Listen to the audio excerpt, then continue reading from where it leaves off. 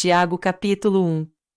Tiago, servo de Deus e do Senhor Jesus Cristo, às 12 tribos dispersas entre as nações, saudações. Meus irmãos, considerem motivo de grande alegria o fato de passarem por diversas provações, pois vocês sabem que a prova da sua fé produz perseverança.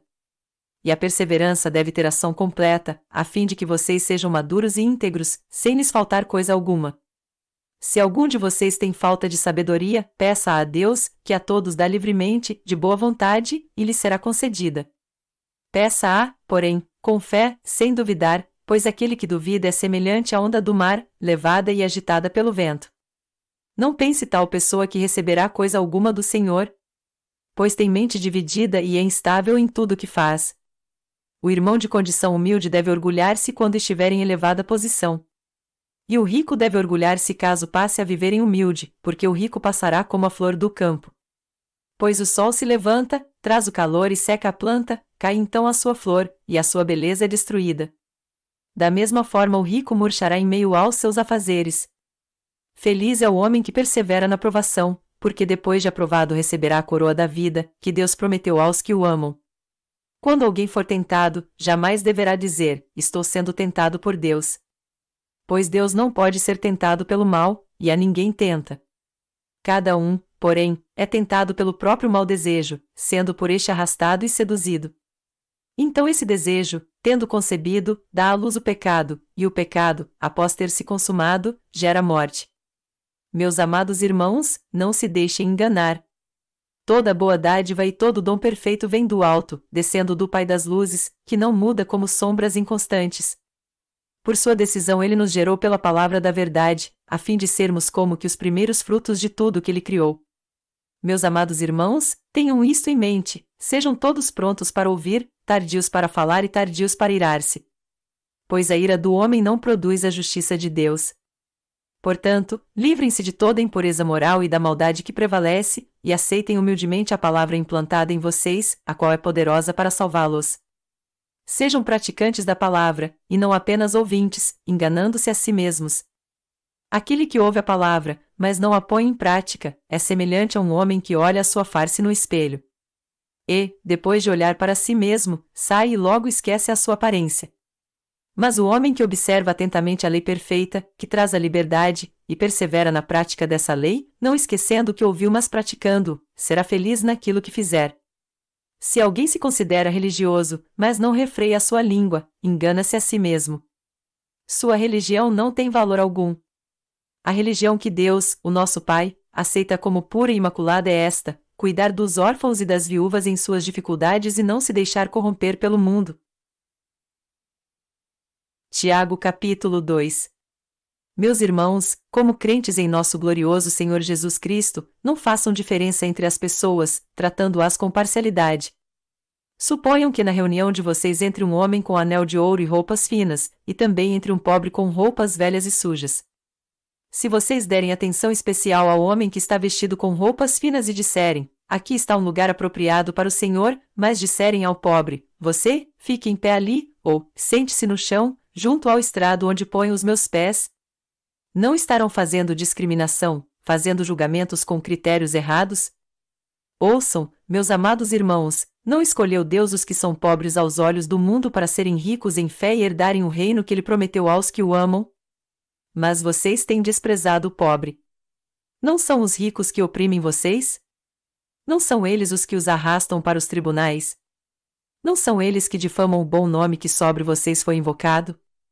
Se vocês de fato obedecerem à lei do reino encontrada na Escritura que diz, ame o seu próximo como a si mesmo, estarão agindo corretamente.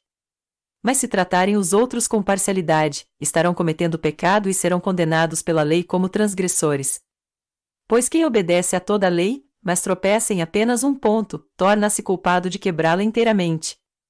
Pois aquele que disse, não adulterarás, também disse, não matarás.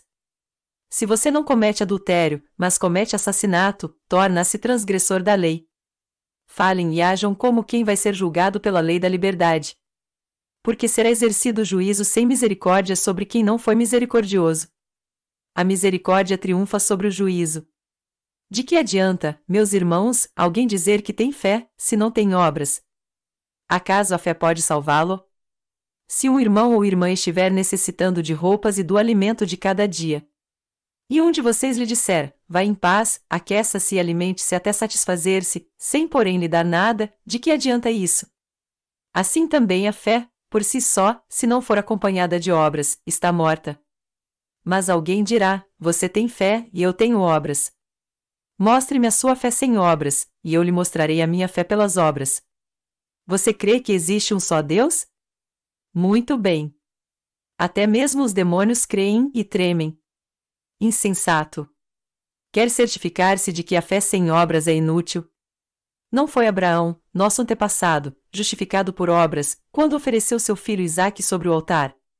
Você pode ver que tanto a fé como as obras estavam atuando juntas, e a fé foi aperfeiçoada pelas obras. Cumpriu-se assim a escritura que diz, Abraão creu em Deus, e isso lhe foi creditado como justiça, e ele foi chamado amigo de Deus.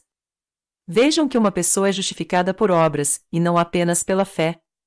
Caso semelhante ao de Raabe, a prostituta, não foi ela justificada pelas obras, quando acolheu os espias e os fez sair por outro caminho? Assim como o corpo sem espírito está morto, também a fé sem obras está morta. Tiago capítulo 3. Meus irmãos, não sejam muitos de vocês mestres, pois vocês sabem que nós, os que ensinamos, seremos julgados com maior rigor. Todos tropeçamos de muitas maneiras. Se alguém não tropeça no falar, tal homem é perfeito, sendo também capaz de dominar todo o seu corpo. Quando colocamos freios na boca dos cavalos para que eles nos obedeçam, podemos controlar o animal todo. Tomem também como exemplo os navios, e embora sejam tão grandes e impelidos por fortes ventos, são dirigidos por um leme muito pequeno, conforme a vontade do piloto. Semelhantemente, a língua é um pequeno órgão do corpo, mas se vangloria de grandes coisas. Vejam como um grande bosque é incendiado por uma simples fagulha. Assim também, a língua é um fogo, é um mundo de iniquidade. Colocada entre os membros do nosso corpo, contamina a pessoa por inteiro, incendeia todo o curso de sua vida, sendo ela mesma incendiada pelo inferno. Toda espécie de animais, aves, répteis e criaturas do mar doma-se e tem sido domada pela espécie humana. A língua, porém, ninguém consegue domar. É um mal incontrolável, cheio de veneno mortífero. Com a língua bendizemos o Senhor e Pai, e com ela amaldiçoamos os homens, feitos à semelhança de Deus. Da mesma boca procedem bênção e maldição. Meus irmãos, não pode ser assim. Acaso podem sair água doce e água amarga da mesma fonte? Meus irmãos, pode uma figueira produzir azeitonas ou uma videira, figos? Da mesma forma, uma fonte de água salgada não pode produzir água doce. Quem é sábio e tem entendimento entre vocês? Que o demonstre por seu bom procedimento, mediante obras praticadas com a humildade que provém da sabedoria. Contudo, se vocês abrigam no coração inveja amarga e ambição egoísta, não se gloriem disso, nem neguem a verdade. Esse tipo de sabedoria não vem dos céus, mas é terrena, não é espiritual, mas é demoníaca. Pois onde há inveja e ambição egoísta, aí há confusão e toda espécie de males. Mas a sabedoria que vem do alto é antes de tudo pura, depois, pacífica, amável, compreensiva, cheia de misericórdia e de bons frutos, imparcial e sincera. O fruto da justiça semeia-se em paz para os pacificadores. Tiago capítulo 4. De onde vêm as guerras e contendas que há entre vocês? Não vêm das paixões que guerreiam dentro de vocês? Vocês cobiçam coisas, e não as têm, e matam e invejam, mas não conseguem obter o que desejam. Vocês vivem a lutar e a fazer guerras. Não têm, porque não pedem. Quando pedem, não recebem, pois pedem por motivos errados, para gastarem seus prazeres. Adúlteros, vocês não sabem que a amizade com o mundo é inimizade com Deus? Quem quer ser amigo do mundo faz-se inimigo de Deus. Ou vocês acham que é sem razão que a Escritura diz que o Espírito que Ele fez habitar em nós tem fortes ciúmes? Mas Ele nos concede graça maior. Por isso diz a Escritura, Deus se opõe aos orgulhosos, mas concede graça aos humildes. Portanto, submetam-se a Deus. Resistam ao diabo, e ele fugirá de vocês. Aproximem-se de Deus, e ele se aproximará de vocês. Pecadores, limpem as mãos, e vocês, que têm a mente dividida, purifiquem o coração. Entristeçam-se, lamentem-se e chorem. Troquem o riso por lamento e a alegria por tristeza. Humilhem-se diante do Senhor, e Ele os exaltará. Irmãos, não falem mal uns dos outros. Quem fala contra o seu irmão ou julga o seu irmão, fala contra a lei e a julga. Quando você julga a lei, não a está cumprindo, mas está se colocando como juiz. Há apenas um legislador e juiz, aquele que pode salvar e destruir. Mas quem é você para julgar o seu próximo? Ouçam agora, vocês que dizem, hoje ou amanhã iremos para esta ou aquela cidade, passaremos um ano ali, faremos negócios e ganharemos dinheiro. Vocês nem sabem o que lhes acontecerá amanhã. Que é a sua vida? Vocês são como a neblina que aparece por um pouco de tempo e depois se dissipa. Ao invés disso, deveriam dizer, se o Senhor quiser, viveremos e faremos isto ou aquilo. Agora, porém, vocês se vangloriam das suas pretensões. Toda vanglória como essa é maligna. Pensem nisto, pois, quem sabe que deve fazer o bem e não o faz, comete pecado. Tiago capítulo 5. Ouçam agora vocês, ricos. Chorem e lamentem-se, tendo em vista a desgraça que lhes sobrevirá. A riqueza de vocês apodreceu, e as traças corroeram as suas roupas. O ouro e a prata de vocês enferrujaram, e a ferrugem deles testemunhará contra vocês e como fogo lhes devorará a carne. Vocês acumularam bens nestes últimos dias. Vejam, o salário dos trabalhadores que ceifaram os seus campos, e que vocês retiveram com fraude, está clamando contra vocês. O lamento dos ceifeiros chegou aos ouvidos do Senhor dos Exércitos. Vocês viveram luxuosamente na terra, desfrutando prazeres, e fartaram-se de comida em dia de abate. Vocês têm condenado e matado o justo, sem que ele ofereça resistência. Portanto, irmãos, sejam pacientes até a vinda do Senhor. Vejam como o agricultor aguarda que a terra produza a preciosa colheita e como espera com paciência até virem as chuvas do outono e da primavera. Sejam também pacientes e fortaleçam o seu coração, pois a vinda do Senhor está próxima. Irmãos, não se queixem uns dos outros, para que não sejam julgados. O juiz já está às portas.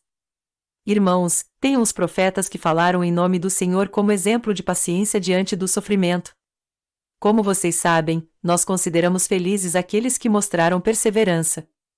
Vocês ouviram falar sobre a perseverança de Jó e viram o fim que o Senhor lhe proporcionou.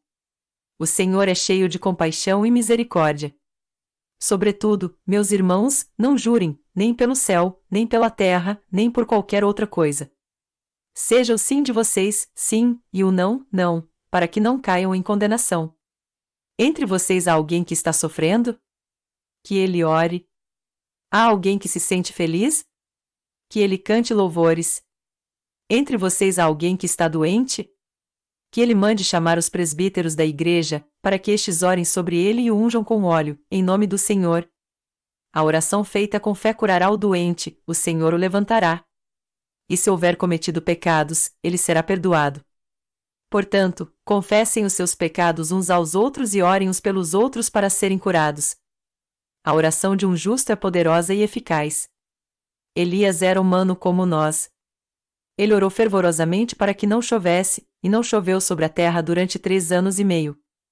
Orou outra vez, e os céus enviaram chuva, e a terra produziu os seus frutos. Meus irmãos, se algum de vocês se desviar da verdade e alguém o trouxer de volta, lembrem-se disso: quem converte um pecador do erro do seu caminho, salvará a vida dessa pessoa e fará que muitíssimos pecados sejam perdoados.